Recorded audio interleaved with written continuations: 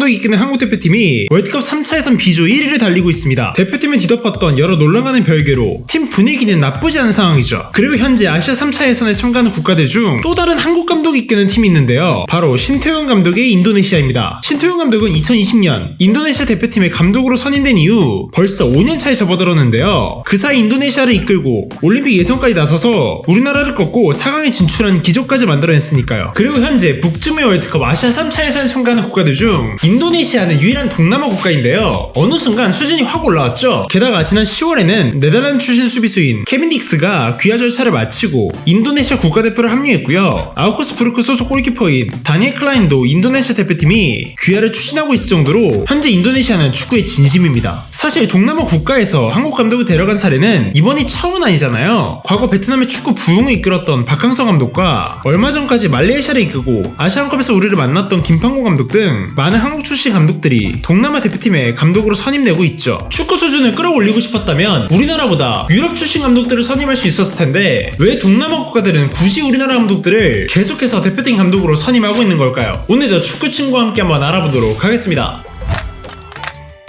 동남아시아 국가들에서 우리나라 감독을 원하는 대표적인 이유는 바로 한국이 선진 축구를 구사하기 때문이에요. 사실 우리 팬들 입장에서는 선진 축구라는 말만 들었을 때 의아할 수 있잖아요. 아니 우리나라보다 조금만 더 잘하는 일본을 만나도 힘겹게 경기하고 지난 카타르 월드컵 때는 브라질에게 4대1로 대패할 정도로 아직 우리나라가 가야 할 길이 멀다는 게 여실히 드러났죠. 심지어 이번 아시안컵에서도 요르단에게 패배했으니까요. 그런데 동남아시아 입장에서 보면 한국은 충분히 선진 축구를 구사한다고 할 수 있습니다. 한준희 해설위원은 동남아가 한국 감독을 선호하는 이유에 대해서 우리가 이론적, 과학적, 그리고 지도적인 측면에서 그들보다 더 선진적인 단계에 있기 때문이라고 말하기도 했는데요. 그렇다면 동남아시아의 축구 수준이 도대체 어느 정도길래 한국을 축구 선진국으로 인정하는 걸까요? 1970년대 아시아 축구에서 동남아시아의 위상은 한국과 엇비슷한 수준이었습니다. 우리 역시 말레이시아의 메르테카컵 그리고 태국 킹스컵에 매년 대표팀을 보내서 실력을 가늠할 정도로 동남아시아의 축구 수준은 꽤나 높은 편이었죠. 그런데 이때 동남아시아가 정치적으로 큰 혼란에 빠지는 사건이 일어나게 됩니다. 바로 베트남 전쟁이었죠. 1975년 베트남 전쟁이 이 사회주의 진영의 승리로 끝난 뒤에 베트남 사회주의 공화국이 수립되었고 이 때문에 강력한 사회주의 정책이 시작되게 됩니다. 뿐만 아니라 전쟁이 끝난 지 3년 만인 1978년에는 베트남이 캄보디아를 침공하면서 라오스, 캄보디아, 중국, 베트남 사이에 인도차이나 전쟁이 발발했고 이 전쟁은 1989년이 되어서야 종식되었습니다. 이때도 동남아시아 축구 중심이었던 말레이시아와 베트남이 전쟁에 휘말리게 되면서 나라의 관심사는 오로지 경제, 사회, 인프라의 재건이었고 이 때문에 축구 산업을 비롯한 스포츠 인프라에는 거의 무관심했었죠. 또 동남아시아는 태국을 비롯한 거의 모든 국가가 과거 서양 세력의 지배를 받았었기 때문에 해방 이후에도 경제적으로 매우 불안했거든요. 이런 복합적인 요인들 때문에 자연스럽게 축구의 발전 속도가 매우 더뎌졌고 반대로 그동안 대한민국은 독재 정권이 무너지고 2002년 한일 월드컵을 유치하는 등 축구 인프라가 점점 좋아지고 있었죠. 심지어 우리나라는 4강까지 진출하며 아시아 축구 중심으로 올라섰으니까요. 정리하자면 20세기 후반 동남아시아의 정치적, 사회적 상황들로 인해서 한국이 동남아시아에 비해 상대적으로 축구 수준이 매우 높아지기 시작합니다. 이 때문에 자신들과 한때는 어깨를 나란히 했었고 동남아시아와 축구 교류를 계속해서 가져갈 만큼 아시아 축구에 대한 이해도도 높으면서 여러 사회 문제들을 넘어서 마침내 결과를 증명한 대한민국을 모범 사례로 삼고 한국 축구에 관심을 갖기 시작한 거죠.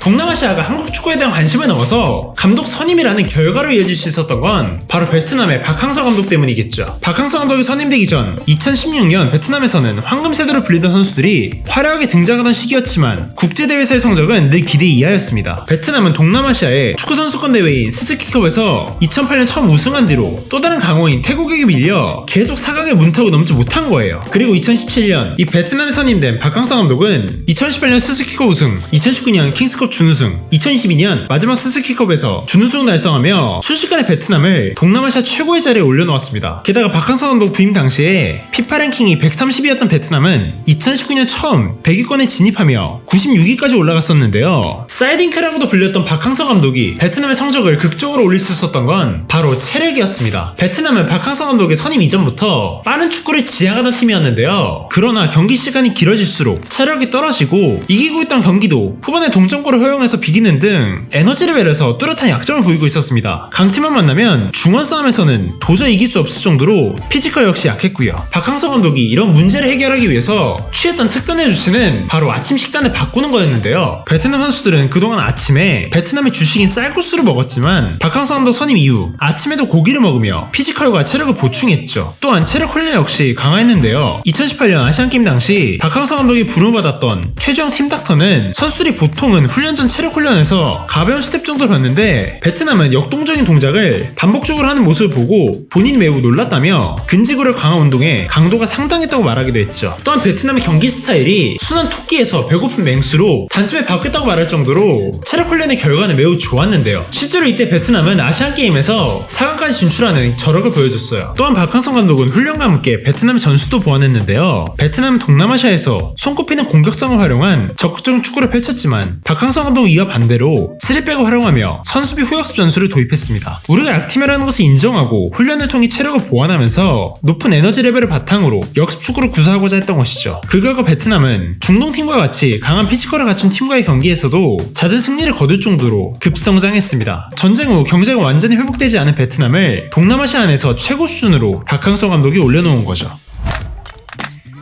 전문가들은 박항서 감독의 체력 훈련이 빛을 발했던 이유들에 대해 동남아시아의 근성과 한국 축구의 스타일이 잘 녹아들었기 때문이라고 말하기도 했는데요. 신태용 감독은 인도네시아 대표팀에 부임하면서 한국인 특유의 부지런함과 근성이 동남아시아 선수들에게 녹아드는 모습을 매우 좋게 봐주는 것 같다고 인터뷰에서 밝히기도 했죠. 과거 히딩크 감독이 대한민국 선수들에게 중점적으로 시켰던 훈련은 특별한 전술훈련보다 체력 훈련에 초점이 맞춰져 있었고 그 결과 대한민국은 연장전과 승부차기까지 가는 긴 혈투 속에서 집중력을 유지하며 월드컵 4강까지 진출할 수 있었습니다. 이미 우리는 약팀에게 가장 필요한 훈련이 체력과 근성 훈련이라는 걸 이미 알고 있기 때문에 동남아 축구의 이를 잘 이식시킬 수 있었던 거죠. 말레이시아 대표팀에 선임되었던 김판곤 감독 역시 부임 기간 동안 좋은 성적을 거두었는데요. 김판곤 감독이 부임하기 전의 기준으로 1년간 말레이시아 승률은 30%에 불과했지만 김판곤 감독 부임 이후 최근 약 2년간 치른 A매치 27경기에서 무려 18승을 기록하며 승률이 66%까지 올라갔습니다. 특히 김판곤 감독은 북중미 월드컵 2차 예선 중 이 키르기즈스탄과의 경기에서 말레이시아가 1대3으로 밀리며 전반전이 끝나자 라커룸에서 이렇게 말했다고 해요. 야, 이게 세계랭킹 100위권의 실력이고 100위권 바뀐 우리 현실이야. 니네가 세계랭킹 137이라는 걸 항상 기억하고 겸손하게 상대를 존중하고 모든 득점 기회를 매우 소중하게 여겨야 돼. 이 후반전 말레이시아는 4대3으로 경기를 뒤집으며 명승부를 만들어냈죠. 아니, 판곤이 형님이 라커룸 토크가 이 장난이 아니에요. 우리가 약팀임을 인정하는 것, 그리고 한국 특유의 근성과 체력을 통해 성과를 내는 것까지 이 베트남의 박항서 감독과 매우 비슷하지 않나요? 게다가 동남아시아는 열악한 경제 상황 때문에 연봉을 지급할 돈이 넉넉치 않은데 한국 감독들은 다른 해외 감독들에 비해 연봉이 그래도 싼 편이다 보니까 선임하기에 부담이 좀 적죠. 카타르 월드컵 당시 벤투 감독의 연봉이 약 18억 원, 올해 초 경질된 클리스만 감독은 29억 원, 최근 잉글랜드 대표팀 감독으로 선임된 토마스 투헬의 연봉은 무려 90억 원이에요. 이에 비해 베트남에서 역대급으로 많은 월급을 지급했다고 알려진 박항서 감독은 연봉으로 환산하면 7억 2천에 달하고요. 대한민국과 아시안컵 예선에서 3대3 무승부라는 역대급 성적을 거둔 말레이시아는 정부로부터 지원금을 받아서 원래 13억을 받던 김판곤 감독에게 역대 최고 연봉인 26억을 제안했다고 하죠. 신태용 감독의 경우 연봉이 잘 알려지지 않아 있지만 최근 베트남 매체에서 발표한 바에 따르면 북중미 월드컵 진출 시에 최대 20억 원 규모의 재계약을 맺을 수도 있다고 예측했죠. 그러니까 우리나라 감독들의 연봉이 다른 유럽 감독들에 비해 높지 않으면서 동남아 축구를 잘 이해하고 꼭 맞는 색깔을 입히다 보니까 한국 감독을 선호할 수밖에 없는 거예요.